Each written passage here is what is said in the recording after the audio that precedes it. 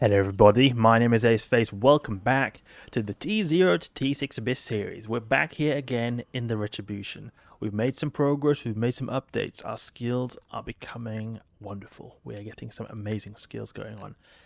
Both in terms of my piloting skills are getting more used to this, but more I'm talking about the actual skills of our character. Because we have actually trained Heavy Assault Cruise level 3, we've got the Medium Energy Turret to level 5, we've trained all these.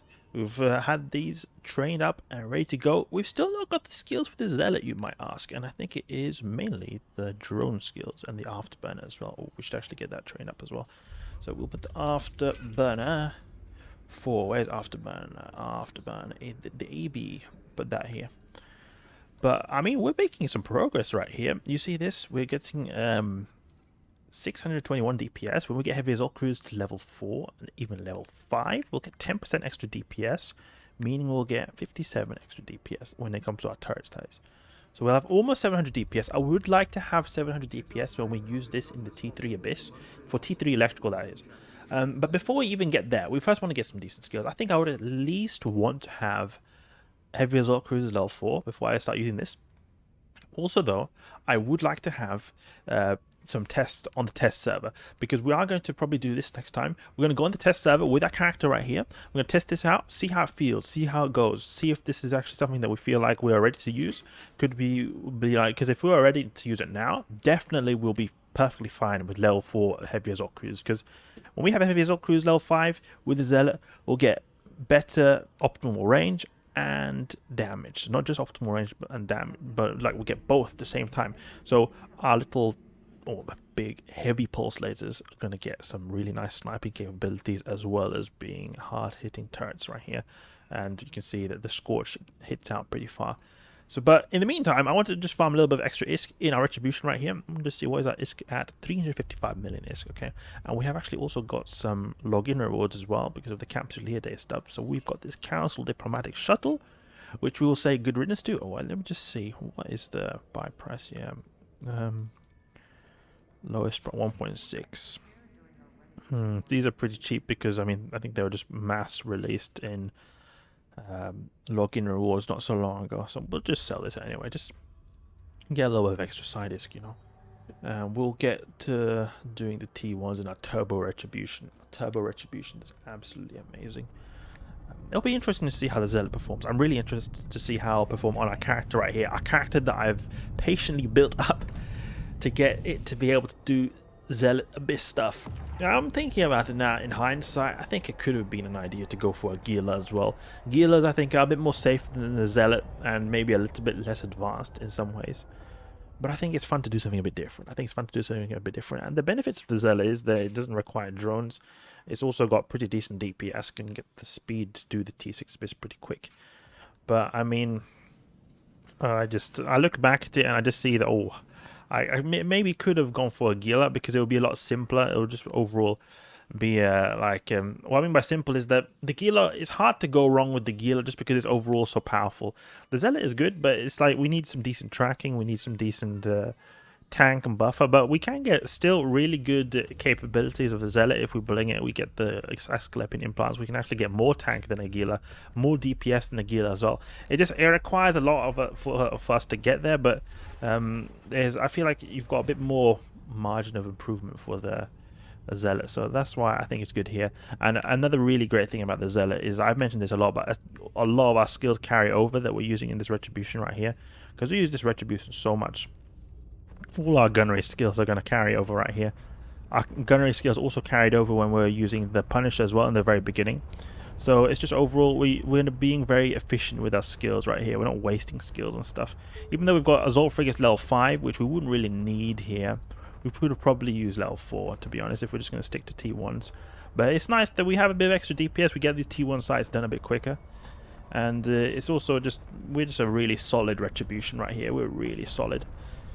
So that will carry over, obviously, but it's 13 days worth of training, which will benefit us a lot in these low tiers of Abyss right here, and make us always a guaranteed amazing Retribution pilot. Conflag just destroys this Damavic here, no issue whatsoever. We're going to go and approach the Conduit with Scorch, because we're already going to take him out so quickly. There we go. Next room. What is the range of our Scorch? I forgot. Oh, I can't view it because we're in the animation for the next conduit. Let's see now, what have we got here? 1821. Okay, a bunch of rogue drone frigates. We'll take the Project Discovery, Project Disco. Always need to have this going on. Put this a little bit to the side. Move this here, move this here. Okay, start shooting. That was good. We got a bit of accuracy bonus, but not that we need it because we got 99% anyway. Okay, this is where we go with conflagration and just approach and destroy these guys with extremely high DPS, 400 plus DPS, and we're gonna have decent tracking as well at this range. Popped and popped, and we can maybe. Do we have a keep range here? We can keep range as well. Oh, don't miss! Don't miss! Come on, don't miss! Right. Why does he have to miss? Come on. Okay, get in range now. Use our. It's so annoying that sometimes we can't fully utilize our DPS just due to tracking, which makes the longer range ammunition actually very viable. Get some of these slides right here because we always have this bonus every day that we get more XP. If we get to that, pacify. Oh, look at that tracking! What is going on with these rogue drones? The first ones were fine. Now these ones are really fast for some reason. I'm holding down Q to just put a little bit of range right there. Look, see how quick if we have good tracking, that's how quick they go down. They're so quick to go down, those rogue drones. 1.2 million. Next room. This looks like one big blob to me. And I'm pressing enter to go through these slides. We've got a bunch of rogue drones. Maybe use a bit of Scorch at long range since they were giving us so big issue to tracking before. Lock them all up. Snipe them a little bit like that. And popped. Get the loot, which it does not want to. It sometimes decides to lag a good 5 seconds before it decides to open the loot. It's like you see that I clicked and then it took for like a good 5 seconds to like open it up.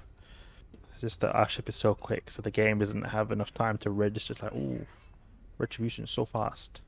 Yeah, you see this tracking right here is a lot better using Scorch at a bit further range. So even though it's less DPS than Conflag. A Conflag, when it hits, you see they're just like 2 shots or 1 shots almost, rogue drones, but it's almost like it's better to just use Scorch right here. 259 DPS, which is actually lower than multi-frequency with the beams. Okay, good.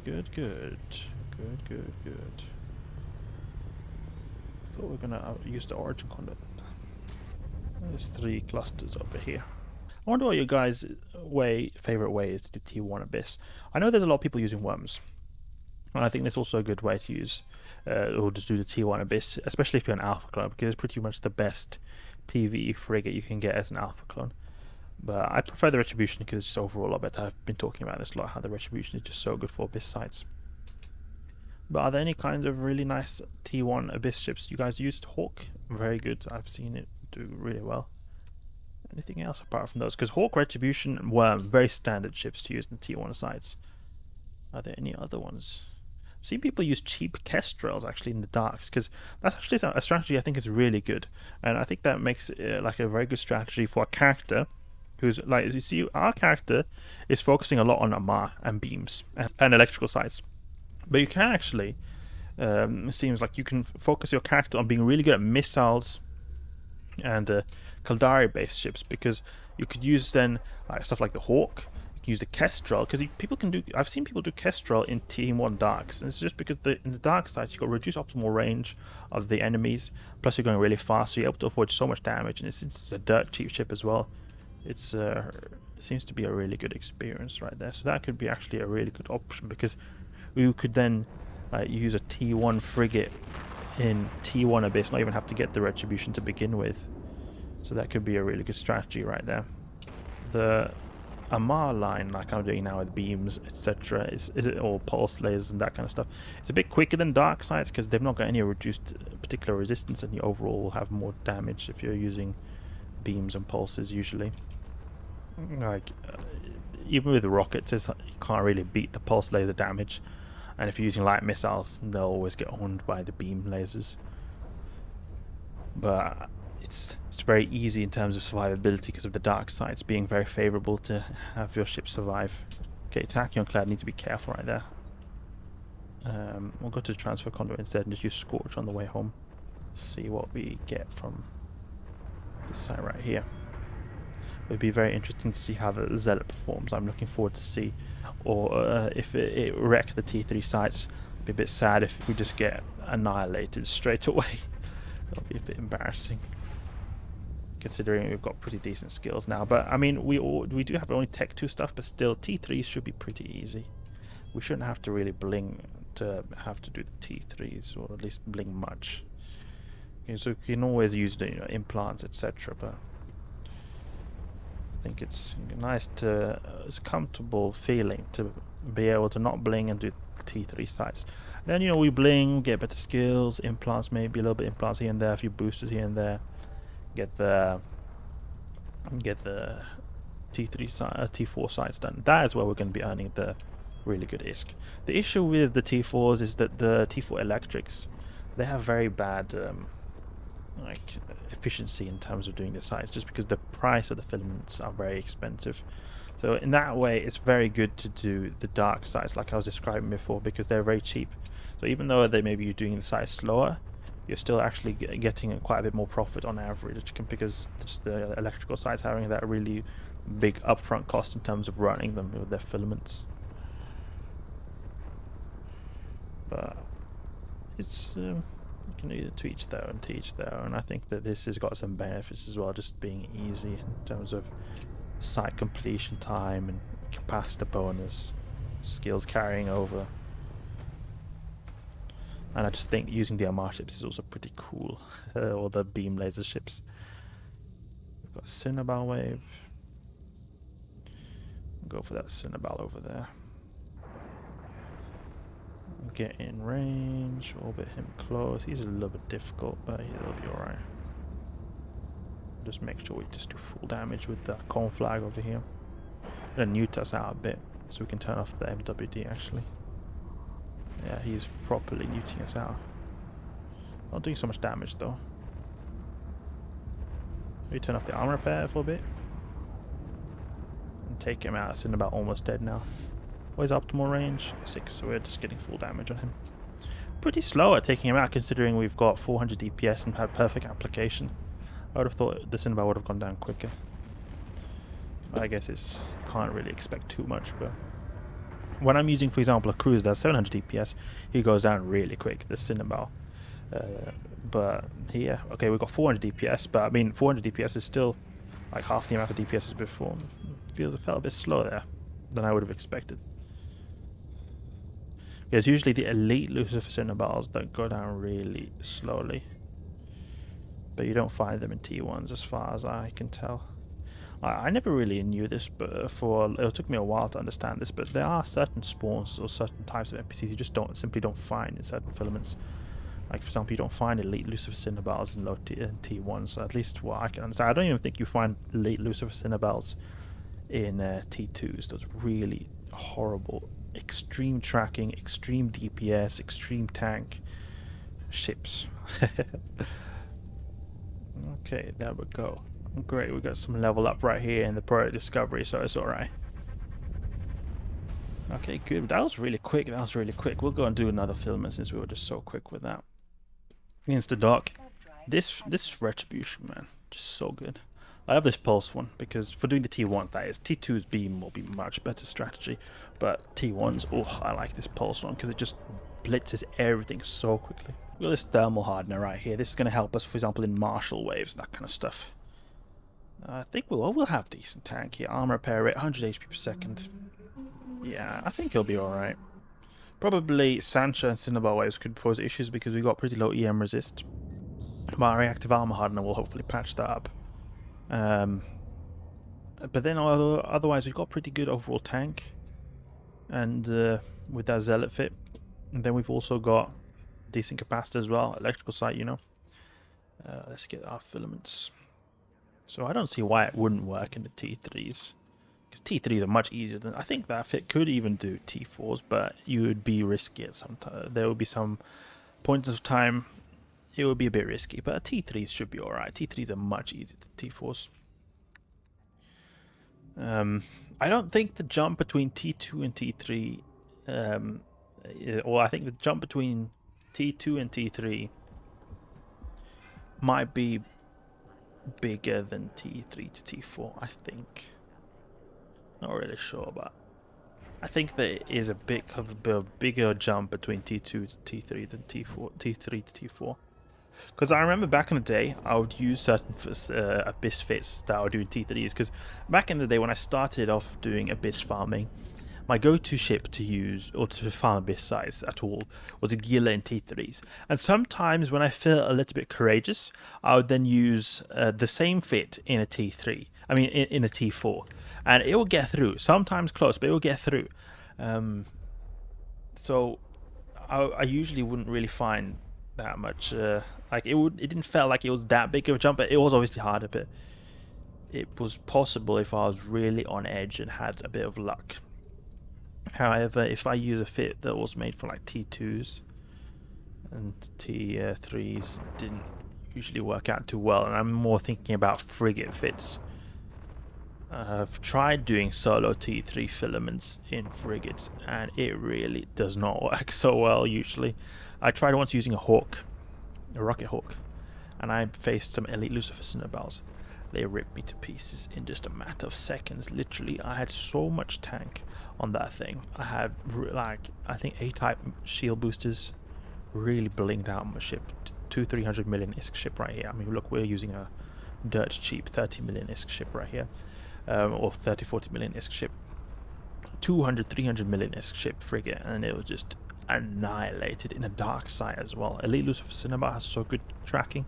Even if we were in a dark site, increased speed, reduction in optimal range, he was able to track us perfectly fine and just wiped us out in a matter of seconds. Like, I just spawned in the site, went through the gate, and it was just a few seconds, and boop, I was disappeared. My 300 mil ship just disappeared. You don't mess with those elite Lucifer Cinnabars unless you know what you're doing. They really will go crazy for frigates. For cruisers, not really a big issue, because the main danger from them is usually their tracking. That is like the main danger from them. Go a little bit to the side right here. I don't like approaching a big battleship right here with a blue cloud and target painter as well. Got the spotlighter there, giving us a big spotlight to increase our signature radius. Let's grab this loot a little bit flyby style. And grab this. There we go, good. And we'll orbit here. And then we'll go with conflag. 500. There we go. Okay, good. This is a bit of an AFK type of wave. Typical with the rogue jump battleship, just so big tank on him. It takes forever. This is where you want to use a stealth bomber with like 700 DPS. Just use rage torpedoes and get through them. I use the purifier. This guy right here is one of the shortest waves, in fact, just because you get full application unlike most of the other waves. And then you just have the DPS just shredding him to pieces. You can even turn off our... Why are we getting glances off shots? Turn off our MWD because I think it's causing a bit of tracking issues. Okay, we're getting through him though. We're getting through him. Because the T1 Abyssal Overmind is not particularly strong. Guess I made a little extra side disc right there. Cluster shutdown alert. Oh no! You don't want to have cluster shutdown alert. No. Ah, we're too fast. Okay. We're going to get through this guy very soon. We've got like 10 million ISK. No, not 10 million ISK. What am I dreaming? Abyssal loot, 7 million. Okay. This is good. We're getting some good hits now that we're going slowly. And he's sort of stuck on the gate as well. Jump here. This fit right here, the Pulse Retribution, is pretty difficult to get the fitting to be good. Because it's like, the fitting to fit. It's very tight fitting. But it is a really solid ship for the T1s because it just does them so quickly because they're just Quick, high DPS, good tracking, decent tank. Not the best tank, but you don't need much tank in the tier 1s. It's like not like we need to have the crazy amount of tank here.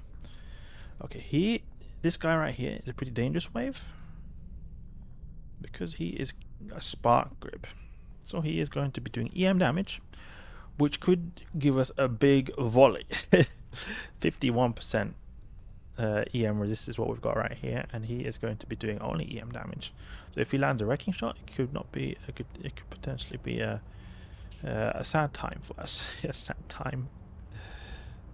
So it would be nice if we could react to EM resist, but the thing is we have to take damage to be able to react with the armor repair. So we'll just hope for the best that he doesn't land a wrecking shot. We will survive a wrecking shot, but it won't go so well.